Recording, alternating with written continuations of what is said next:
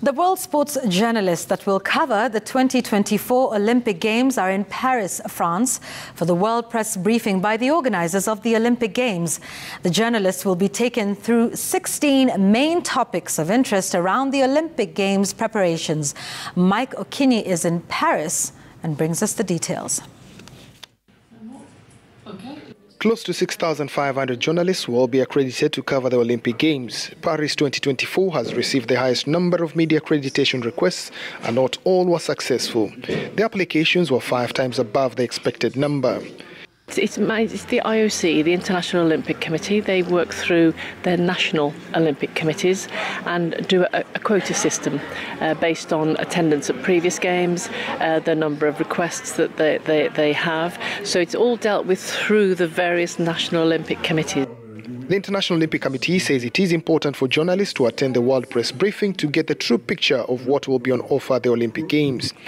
Written press organizations are too many across the world, and there is need to brief them properly to have a smooth operation in media areas. The press briefings are attended by freelance journalists, small media organizations, as well as the international agencies. Members of the press from over 50 countries are in Paris for this session. Honestly, to cover the Games, it's a really challenging prospect.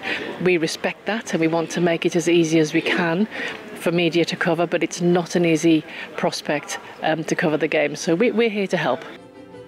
Part of the media briefing was operations in some of the venues and how the setup is done and the end results. 300 journalists are in Paris for the briefing, with another 180 joining online. Discussions have been around 16 major topics ranging from transport, technology, security, rate cuts for different services, venues and the sports. We had people wanting to come after the deadline had passed, so we have them online.